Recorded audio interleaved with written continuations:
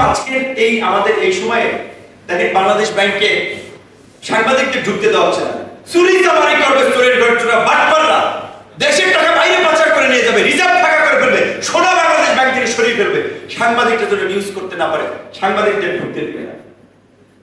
আজকে তীব্র খরা চলছে, হিটওয়েভ চলছে, আলোচনা হচ্ছে কেন পরিবেশ নিয়ে আমাদের পলিসি নেই। বাংলাদেশের মতো একটা জলবায়ু ভুক্তভোগী দেশে এখন যখন রোদ হচ্ছে, গরম হচ্ছে, ফেনা তুলে ফেলছেন, গাছ লাগিয়ে বইলে বলা যায় দেশে। এত বছর কি করছেন? এক বছর আপনি গাছ লাগিয়ে পরিবেশ চেঞ্জ করে ফেলবেন। আবার বিপরীত দিকে আমি আমাদের বন্ধুদেরকে সোশ্যাল মিডিয়াতে, ফেসবুক আছে, যা ইচ্ছে তাই লেখেন, পোস্ট দিয়ে ভাইরাল হতে চায় সবাই। একজন সুন্দরী নারী, ইয়ং মেয়ে, শিক্ষিত মেয়ে নিয়োগ পেয়েছে সিটি অফিসার হিসেবে, তার চেহারা ভালো, চলো বাইরে যে পড়াশোনা করেছেন তাকে নিয়ে ট্রোল করেন। একটা মানুষ দায়িত্ব পেয়েছে, এক বছর কি করবে? এগুলো কি মানে আপনাদের সেন্স আসে না? এই ধরনের একটা পলিসি নিয়ে কাজ করলে তো মিনিমাম আপনার অন্তত পক্ষে 5 বছর লাগবে সেটা সুফল পেতে। শুধু শুধু ওনাকে নিয়ে ট্রোল করে তো লাভ নেই। যে আজকে এই যে আমাদের দেশের তরুণরা রাজনীতি বিমুখ হচ্ছে, সমাজ দেশ নিয়ে তাদের ভাবনা নেই, তাদেরকে বুধ করে রাখা হচ্ছে, একটা মৃত্যু প্রায় একটা অর্ধ মৃত্যু সমাজ তৈরি করা হচ্ছে, যে মানুষের বোধ অনুভূতি নাই, যে আজকে আমার দেশের গণতন্ত্র নাই, আমাদের দেশের ভোটাধিকার নাই, আমি স্বাধীনভাবে দাঁড়িয়ে কথা বলতে পারছি না, আমি লিখতে পারছি না, আমি বলতে পারছি না।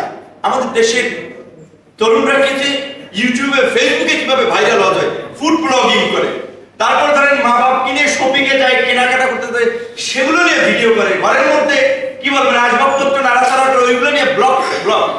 কিন্তু দেশ নিয়ে তাদের ভাবনা নাই, সমাজ নিয়ে তাদের ভাবনা নাই। আজকে আমাদের দেশের শিক্ষিত তরুণরা এশিয়া প্রশান্ত মহাসাগরীয় অঞ্চলের আমাদের দেশের মধ্যে বেকারত্বের দ্বিতীয়। আমাদের দেশের ঢাকা বিশ্ববিদ্যালয় আজকে একটা রিপোর্ট হয়েছে, আমি ঢাকা বিশ্ববিদ্যালয় পড়েছি, আমরা বলেছি বস্তির চেয়েও খারাপ অবস্থায় থাকে ঢাকা বিশ্ববিদ্যালয়ের শিক্ষার্থীরা। আপনারা দেশকে এগিয়ে নেবেন, তরুণদেরকে আগে আসতে বলছেন। ঢাকা বিশ্ববিদ্যালয়ের শিক্ষকরা দেশ জাতির সবক দিচ্ছে, মানবাধিকার সবক দেয়, সুশাসনের সবক দেয়, আইনের শাসন কায়েম করতে হবে, ইনসাফ কায়েম করতে হবে, হরেক রকমের সবক দিচ্ছে না। বিভিন্ন জনের তো বিভিন্ন এনজিও, বিভিন্ন ধরনের প্রজেক্টের সাথে ইনভলভ আছে।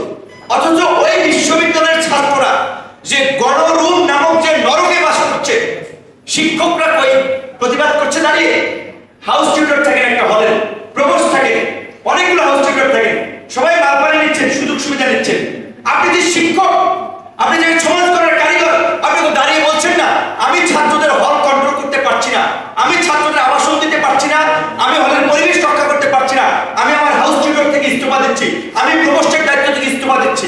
সেটা তো আপনারা করছেন, টাকা নিচ্ছেন, সুবিধা দিচ্ছেন, ঢাকা বিশ্ববিদ্যালয়ের শিক্ষক জাতির বিবেক হিসেবে নিজেকে পরিচয় দিচ্ছেন।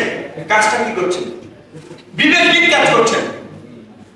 শিক্ষকরা তো করছেন, ছাত্ররাও যদি ওই মানিয়ে নেওয়ার প্রবণতা, যে কায়দা করে বেঁচে থাকো, এই রকমের যদি মেন্টালিটি হয়, আজকে ছাত্ররা কেন তাদের অধিকারের দাবিতে প্রতিবাদ করবে না? আমাদের ছাত্র বন্ধুরা বৈধ সিটের দাবিতে বিশ্ববিদ্যালয়ের ছাত্ররা প্রতিবাদ করবে না, কথা বলবে না? বিশ্ববিদ্যালয়ের 3য় শ্রেণী, 4র্থ শ্রেণী, ফার্স্ট ক্লাস, 2য় সমস্ত শ্রেণী অফিসারদের নির্বাচন হয়, কর্মকর্তাদের নির্বাচন হয়, শিক্ষকদের নির্বাচন হয়, ছাত্র সংসদ নির্বাচন কেন হয় না? ছাত্র সংসদ নির্বাচনের দাবিতে শিক্ষার্থীরা ভয়েস রেজ করবে না? 28 বছর পরে একবার ডাকসু নির্বাচন হয়েছে, আবার ডাকসুতে তালা মেরে দিয়েছে।